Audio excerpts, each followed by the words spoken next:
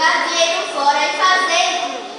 Quem faz missões está ganhando frutos para a eternidade. Quem faz missões é um cooperador de Deus. Queremos fazer missões hoje, pois estamos esperando Jesus agora. Eles fazem ser dominados pela